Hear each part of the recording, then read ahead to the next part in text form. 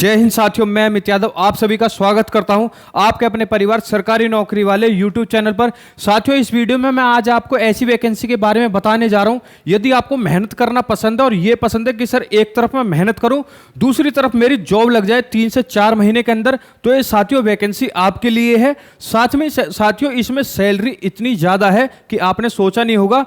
इस वीडियो में हम इस वैकेंसी के बारे में डिटेल में बात करेंगे A to Z तक, जैसे कि अप्लाई डेट क्या है डिटेल में मैं आपको इसमें सिलेबस बताऊंगा। साथ में ये बताऊंगा आपके इसमें कितने सब्जेक्ट आएंगे और उन सब्जेक्ट में भी कितने चैप्टर आने वाले हैं। चैप्टर में आपके क्या क्या पूरा डिटेल में हम सिलेबस एकदम डिस्कस करेंगे। एज क्राइटेरिया के बारे में हम देखेंगे, सिलेक्शन प्रोसेस में देखेंगे, क्योंकि किसी भी जॉब को पाने के लिए उसके सिलेक्शन प्रोसेस को ध्यान में रख के अपना माइंड मैप बना करके मेहनत करने की जरूरत होती है। साथ में हम देखेंगे क्वालिफिकेशन की। टोटल जो पोस्ट है साथियों वो हैं आपकी 170 और क्वालिफिकेशन इसमें आपकी ग्रेजुएशन रहने वाली है। तो चलिए साथियों वीडियो को देखते हैं। चलिए, तो आपकी जो जॉब अपडेट है वो है आपकी NIACL की तरफ से, और जो आपका पोस्ट का नाम है वो है AO। AO का मतलब होता है एडमिनिस्ट्रेटिव ऑफिसर, ठीक है। ये आपकी AO की पोस्ट है। NIACL की आप देख लेते हैं full form, new India assurance company limited. तो आप सब साथियों समझ गए होंगे कि आपकी बैंकिंग से रिलेटेड जॉब है। ना तो आपको इसमें कहीं दौड़ना है, ना कोई भागना है, एक्स्ट्रा कोई मेहनत नहीं है। आपको जो काम करना है कंप्यूटर के सामने AC में बैठकर आपको काम करना है, और सैलरी बहुत बढ़िया उठा लेनी है। इसमें साथियों सैलरी टोटल वैकेंसी थोड़ी कम है, 170 है। इसमें जो आपका बाइफरकेट कर दिया गया है वैकेंसी को, एक तो आपकी अकाउंटेंट्स में और आपकी जर्नलिस्ट में। जर्नलिस्ट में आपकी अकाउंट्स में आपकी है 50 और जर्नलिस्ट में है आपकी 120। साथ में साथियों इसमें आपको कैटेगरी वाइज दे दिया गया है, जनरल के लिए 21 और जर्नलिस्ट में 50, और टोटल वैकेंसी जनरल वालों के लिए 71 है। ये आपकी OBC के लिए, EWS के लिए, SC ST कैटेगरी के लिए। साथ में ये आपकी PWBD यानी पर्सन विद बेंचमार्क डिसेबिलिटी, ठीक है, ये उनके लिए रिजर्वेशन है। साथियों हम इस वीडियो में देखने वाले हैं आपकी selection process, age limit, qualification, exam pattern, exam syllabus, in hand salary क्या रहने वाली है, जॉब प्रोफाइल आपकी क्या रहेगी, साथ में आपकी जॉब लोकेशन क्या रहेगी। और इसमें मैं आपको एक और चीज जोड़ दे रहा हूं, एग्जाम सेंटर, ठीक है, कि आपके एग्जाम सेंटर कहां कहां पर जाने वाले हैं। आगे हम बात कर लेते हैं साथियों कि इसकी अप्लाई डेट क्या रहने वाली है, लास्ट डेट इसकी क्या रहने वाली है। तो ये जो आपका फॉर्म रहेगा ये ऑनलाइन रजिस्ट्रेशन रहेगा। इसमें जो आपका रहेगा 10 सितंबर से लेकर के 29 सितंबर तक आप इसके फॉर्म भर सकते हैं, यानी टोटल आपको 20 दिन मिले हैं। अब आप ये देखिए कि 29 सितंबर को तो आपकी लास्ट डेट है, और फेज 1 का जो एग्ज़ाम है इसमें आपके 3 फेज में एग्ज़ाम होंगे, फेज 1, फेज 2 और साथ में उसके बाद होगा आपका रिटर्न पेपर यानी डेस्क्रिप्टिव, उसमें आपका ऐसे वगैरह लिखना होगा। उसके बाद आपका इंटरव्यू होगा। लेकिन जो आपकी मेरिट लिस्ट लगेगी वो फेज 2 के आधार पर लगेगी, साथ में आपके इंटरव्यू के आधार पर लगेगी। जो आपका फेज 1 होगा और आपको जो डेस्क्रिप्टिव पेपर होगा वो सिर्फ आपका क्वालिफाई रहने वाला है। साथ में यहाँ पे साथियों देखना जिस पे आपकी मेरिट लिस्ट लगेगी फेज 2 पर और इंटरव्यू पर, ये जो आपका फेज 2 रहेगा ऑब्जेक्टिव प्लस डेस्क्रिप्टिव एक ही दिन होगा। ये इसकी तारीख भी देख लीजिए साथियों, 17 नवंबर है। तो इतना बढ़िया ये एग्जाम रहने वाला है। फॉर्म भरने से पहले ही आपको पता चल गया है कि आपकी फेज 1 कब एग्जाम है, फेज 2 आपका कब एग्जाम है।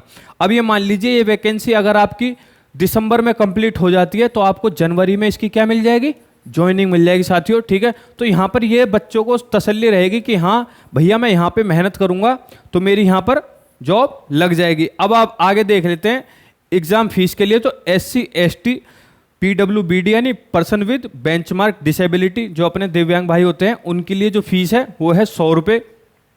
All candidates SC ST other than जो हैं, जो SC ST और PWBD को छोड़ करके हैं, उनकी फीस है यहाँ पर 850 रुपये। तो अगर आप फॉर्म भरना चाहते हो तो भर सकते हैं। मिनिमम जो आपकी एज रखी गई है वो 21 से लेकर के 30 साल रखी गई है। जो आपकी एज काउंट होगी वो होगी आपकी 1 सितंबर 2020 के आधार पर। यदि आप SC ST कैटेगरी से हैं तो आपको 5 साल की एज रिलैक्सेशन मिल जाएगा, यानी SC ST कैटेगरी वाले बच्चों के लिए 21 से लेकर के यदि वो 35 साल के उम्र के बीच हैं तो वो फॉर्म भर सकते हैं। साथ में OBC वालों के लिए जो कि नॉन क्रीमी लेयर हैं उन्हें 21 से लेकर के 33 साल तक यदि उनकी एज बीच में है तो वो इस फॉर्म को भर सकते हैं। आगे देख लेते हैं साथियों देख लेते हैं जो भी अपने साथी हैं PWBD person with benchmark disability, उनके लिए अलग से 10 साल का क्या है आपका रिजर्वेशन रहने वाला है, चाहे वो जनरल कैटेगरी से हो, चाहे वो SC/ST कैटेगरी से हो या फिर OBC कैटेगरी से हो। साथियों देख लेते हैं इसकी एजुकेशन क्वालिफिकेशन क्या रहने वाली है जर्नलिस्ट के लिए, ठीक है। एक candidate must possess the minimum qualification of graduate, यानी उसको क्या चाहिए, आपको इस एग्जाम में बैठने के लिए उसके पास ग्रेजुएट तो होनी ही चाहिए। अब बहुत सारे साथियों का हमारा डाउट आता है कि सर मैंने BSc की है, क्या मैं इस फॉर्म को भर सकता हूं, मैंने BA की है, क्या मैं इस फॉर्म को भर सकता हूं। साथियों किसी भी मान्यता प्राप्त यूनिवर्सिटी से भारत में किसी भी कोने में हो, वो मान्यता प्राप्त हो और आपने कुछ भी कोर्स कर रखा हो डिग्री में, तब भी आप इस फॉर्म को इजीली भर सकते हो, ठीक है। आगे देख लेते हैं, बहुत सारे बच्चे यहाँ कंफ्यूज हो रहे होंगे पोस्ट ग्रेजुएट को देख करके। तो साथियों यदि आपने ग्रेजुएशन कर रखी है, ये तो मिनिमम क्वालिफिकेशन चाहिए, फिर आपने उसके बाद पोस्ट ग्रेजुएशन कर रखी है, चाहे आपने PhD कर रखी है, तब भी आप इसके लिए फॉर्म बहुत ज़्यादा इजीली भर सकते हो। आगे हम देख लेते हैं साथियों इसकी आपका जो एग्जाम 1 होगा यानी फेज 1 होगा, उसका एग्जाम पैटर्न क्या रहने वाला है। और ये साथियों आपका क्या रहने वाला है, ये आपका क्वालिफाइंग नेचर का रहने वाला है। ये सिर्फ साथियों आपको क्वालिफाई करके चलना, इसके आपके सिलेक्शन में नंबर नहीं जोड़ेंगे, तो इसमें इतनी टेंशन लेने वाली बात नहीं है। इसमें जो आपका आएगा इंग्लिश लैंग्वेज, रीजनिंग एबिलिटी और साथ में आपका क्वांटिटेटिव एप्टीट्यूड। इसमें मैं आपको बता दूं जैसे कि मैक्सिमम मार्क्स जो इसमें रहेंगे, इंग्लिश आएंगे 30 नंबर की, रीजनिंग 35 नंबर की और क्वांटिटेटिव एप्टीट्यूड आपके 35 नंबर के। इंग्लिश को खाली सॉल्व करने के लिए आपको कितना टाइम मिलेगा, 20 मिनट। यदि आप इंग्लिश को 10 मिनट में सॉल्व कर लेते हो 30 क्वेश्चन को, तो आपको 10 मिनट बैठना होगा। ये नहीं है कि आपने 10 मिनट में इंग्लिश खत्म कर ली तो बाकी का जो टाइम है आप रीजनिंग में लगाओ, नहीं, आपको पूरा का पूरा टाइम 20 मिनट किस में लगाना होगा साथियों, इंग्लिश में, ठीक है। रीजनिंग में आपको 35 क्वेश्चन 20 मिनट में सॉल्व करने होंगे। क्वांटिटेटिव एप्टीट्यूड आपको 35 क्वेश्चन 20 मिनट में सॉल्व करने होंगे। टोटल जो आपके क्वेश्चन रहेंगे वो रहेंगे 100 और टोटल मार्क्स आपके साथियों कितने रहने वाले हैं, वो भी आपके 100 रहने वाले हैं। जो आपका माध्यम रहेगा आपका रहेगा इंग्लिश, तो भाई इंग्लिश में ही रहेगी, वो तो हिंदी में आ नहीं सकती है, तो उसका जो मीडियम रहेगा वो इंग्लिश रहेगा। बाकी आप हिंदी में भी इसका पेपर दे सकते हैं, रीजनिंग और साथ में आपका क्वांटिटेटिव एप्टीट्यूड को। बात करें यहाँ पे निगेटिव मार्किंग की साथियों, तो निगेटिव मार्किंग आपकी 1/4 है। यदि आप 4 क्वेश्चन गलत करते हो, यदि आप 4 क्वेश्चन गलत करते हो और जो आपका एक सही क्वेश्चन है उसका भी साथियों आपका नंबर काट लिया जाएगा, तो निगेटिव मार्किंग से आप बच के रहें। अब बात कर लेते हैं आपके फेज 2 के लिए। तो फेज 2 के लिए आपकी रीजनिंग वही है, इंग्लिश आपकी वही है। इसमें जो आपकी एक्स्ट्रा जुड़ जाएगी वो जुड़ जाएगी आपकी general awareness, test of quantitative aptitude.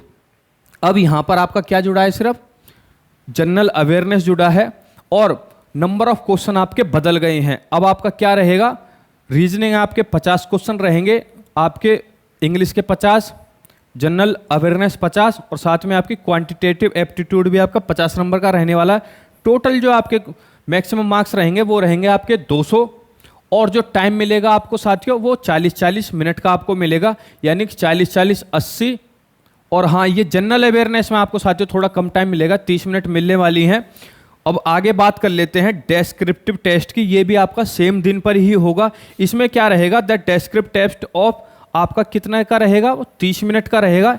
इसमें कितने मार्क्स जुड़ेंगे आपके 30, ठीक है।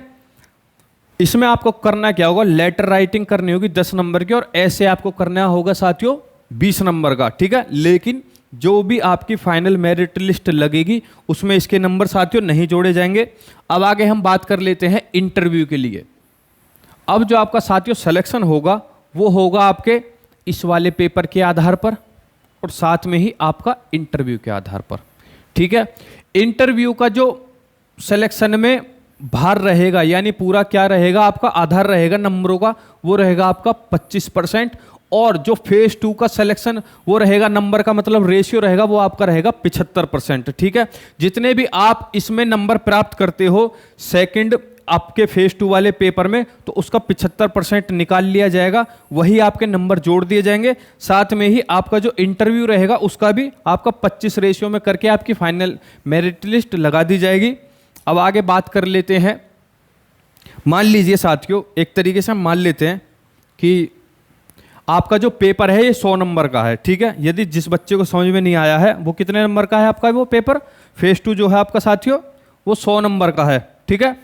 100 नंबर का है पेपर जो है आपका, वो कितने नंबर का है, 100 नंबर का है। और जो आपका इंटरव्यू है वो भी कितना है आपका, ये उन बच्चों के लिए बता रहा हूँ जिनको समझ में नहीं आ रहा है, वो भी आपका 100 नंबर का है। तो इसका क्या करेंगे, इसका क्या निकाल लेंगे, 75% निकाल लेंगे, और इसका क्या करेंगे, 25% निकाल लेंगे। इससे आपकी क्या होगी, फाइनल मेरिट लिस्ट लग जाएगी, ठीक है। उम्मीद करता हूँ अब समझ में आ गया होगा। अब यहाँ पर साथियों बहुत ज़्यादा जो जानकारी तो साथियों आपको कोई भी दे देगा कि क्या आपकी अप्लाई डेट है, क्या लास्ट डेट है, क्या आपके एग्जाम पैटर्न पूछे जाने वाले, लेकिन यहाँ पर जो खास बात है यूट्यूब चैनल पर आपको पूरा डिटेल में सिलेबस बताया जाता है। जैसे कि आपको पता है कि मैंने आपको पीछे बताया था कि आपका क्वांटिटेटिव एप्टीट्यूड आने वाला है, तो क्वांटिटेटिव एप्टीट्यूड में भी आपके कौन कौन सा डिटेल में सिलेबस है, तो साथियों सिर्फ आपको वो यहीं देखने के लिए मिलेगा सरकारी नौकरी वाले पर। इसमें क्या आएगा आपका approximation, BODMAS, square, cube, square, comparison, cube root, indices, fraction, और साथ में आपके percentage, number series, inequalities, arithmetic, और आपका data interpretation, data sufficiency, number series, inequalities, और साथ में आपका अरिथमेटिक। एक एक करके मैं पढ़ने जाऊंगा तो साथियों इसमें 20-25 मिनट निकल जाएंगे। आप चाहें तो इसका स्क्रीनशॉट ले सकते हैं सारे का, ठीक है। यदि आप स्क्रीनशॉट नहीं ले रहे हैं तो वीडियो के अंत में मैं आपको बताऊंगा जितनी भी ये पीडीएफ बनी हुई है इसको आप कैसे प्राप्त कर सकते हैं, ठीक है। तो एंड तक बने रहें। और जो आपकी जनरल अवेयरनेस आएगी ये कहाँ पर आएगी आपकी, सिर्फ और सिर्फ पेपर 2 में, तो आपको ये भी पढ़ना है। आप चाहें तो इसका भी स्क्रीनशॉट ले सकते हैं, ठीक है। इसमें आएगा आपका नेशनल, करंट अफेयर, इंटरनेशनल, वही जो आपका normal general awareness banking line में पूछी जाती है। आगे बात कर लेते हैं साथियों इंग्लिश के लिए। तो इंग्लिश में आपका डिटेल में सिलेबस ये रहा, और सिलेबस डिटेल का मतलब है कि इससे आपका एक भी क्वेश्चन बाहर नहीं जाने वाला है। आपको इंग्लिश में पढ़ना है तो इन्हीं टॉपिकों को पढ़ना है। अब मान लीजिए आप इंग्लिश में अलग इन टॉपिकों को पढ़ते हो तो भाई करना क्या है, अब आपको सीधा सीधा अपने दिमाग में ये लगा लेना है कि मुझे तो 3 से 4 महीने के अंदर एक बढ़िया सी जॉब चाहिए, वो भी एडमिनिस्ट्रेटिव ऑफिसर की। तो आप सिर्फ डेडिकेटेड को ही पढ़िए, तो आप पूरा इंग्लिश पढ़ने की कोई ज़रूरत ही नहीं है, ठीक है। अब आगे बात कर लेते हैं कंप्यूटर नॉलेज की। तो आपकी कंप्यूटर नॉलेज की आपका डिटेल में सिलेबस ये रहा। अब आगे बात कर लेते हैं साथियों रीजनिंग एबिलिटी के लिए, जो कि बहुत ही ज़्यादा इंपॉर्टेंट है किसी भी बैंकिंग लाइन के एग्जाम को निकालने के लिए। तो ये आपकी रीजनिंग है, puzzle, seating arrangement, miscellaneous, puzzles, seating arrangement, miscellaneous, और साथ में आपकी लॉजिकल रीजनिंग। साथियों आप चाहें तो इसका स्क्रीनशॉट ले सकते हैं, ठीक है। आगे बढ़ जाते हैं। अब जो बहुत ही ज़्यादा इंपॉर्टेंट बात है और जो बैंकिंग लाइन को अदर किसी भी गवर्नमेंट जॉब से अलग बनाती है, वो तो एक तो आराम की नौकरी तो है ही, साथ में जो सैलरी मिलती है वो बहुत ही ज़्यादा मिलती है। जो आपकी बेसिक पे रहेगी वो रहेगी आपकी 50,925 से आपकी यहाँ से शुरुआत हो जाएगी बेसिक पे की। और जो आपको इन हैंड सैलरी मिल जाएगी साथियों, पहले महीने में सारे डीए, एचआरए और जो भी अलाउंस मिलते हैं उनको लगा करके आपको साथियों 88,000 रुपये पर महीना तक आपको सैलरी मिल जाएगी। साथ में ये 1 साल के से कम ही आपकी 1 लाख प्लस सैलरी हो जाएगी। अब आगे हम साथियों देख लेते हैं कि आपके एग्जाम सेंटर कहाँ कहाँ पड़ेंगे। तो ये जो है आपके एग्जाम सेंटर फेज़ 1 के लिए हैं, और ये जो आपके ये क्या है आपके फेज़ 2 के लिए हैं। आगे भी आपको ये जो दिख रहा होगा ये आपके किस लिए हैं, ये फेज़ 1 के लिए हैं, और ये आपके हैं फेज़ 2 के लिए।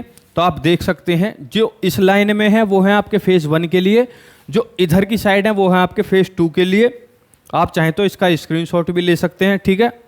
अब आगे साथियों बात कर लेते हैं, यदि आपने हमें टेलीग्राम पर ज्वाइन नहीं किया है तो इसी नाम से सरकारी नौकरी वाले आप सर्च करिए, मिल जाएगा, ठीक है। अगर आपको टेलीग्राम पर नहीं मिलता है तो इस वीडियो के डिस्क्रिप्शन में मैं टेलीग्राम का भी लिंक लगा दूंगा, साथ में आपको यूट्यूब चैनल का भी लिंक लगा दूंगा। इसका जो डिस्क्रिप्शन है वो आपको क्या मिल जाएगा, मतलब जो इसका लिंक है टेलीग्राम का और यूट्यूब व्हाट्सअप चैनल का, वो आपको डिस्क्रिप्शन में मिल जाएगा। अब फ़ायदा यहाँ पर या फिर यहाँ पर बहुत सारे बच्चों की शिकायत ये रहती है, सर हम टेलीग्राम नहीं चलाते हैं, इसलिए साथियों हमको व्हाट्सअप चैनल पर भी आना पड़ा ताकि सब बच्चों का भला हो पाए। कोई भी बच्चा मतलब कि वो ना रहे वंचित, ना रहे कंटेंट से। इसमें होगा क्या, जो भी आपको जितना भी साथियों बताया गया है पूरी की पूरी पीडीएफ, चाहे वो एग्जाम सिलेबस हो, जितना कुछ भी हो, जितना भी आप देख रहे हैं, वो आपको क्या रहेगा साथियों, वो आपको एज इट इज इसकी पीडीएफ आपको साथियों मिल जाएगी देखने के लिए, अगर आप ज्वाइन करते हैं। आगे बात कर लेते हैं साथियों। यदि आपने को ये वीडियो पसंद आई, आपको लगा कि सब कुछ मैंने कवर कर दिया है, तो आप वीडियो को लाइक कर सकते हैं। साथ में साथियों कमेंट कर देना यदि आपका अभी भी कोई डाउट रहेगा, जेन्युइन डाउट भी आप वो पूछना जो मैंने वीडियो में कवर नहीं किया है, तो मैं उसका 100% क्या करूंगा, समाधान करूंगा। तो आप कमेंट कर सकते हैं। साथ में शेयर कर दीजिए उन साथियों को जिनको बहुत सारी सैलरी चाहिए और जॉब भी एकदम आराम की चाहिए, और लेकिन वो मेहनती हैं और उनको 3 से 4 महीने के अंदर ही जॉब चाहिए। ठीक है, सब्सक्राइब कर लीजिए हमारे चैनल को ऐसी डेली जॉब अपडेट पाने के लिए। मिलते हैं आपसे साथियों नेक्स्ट वीडियो में। जब तक के लिए जय हिंद, जय भारत।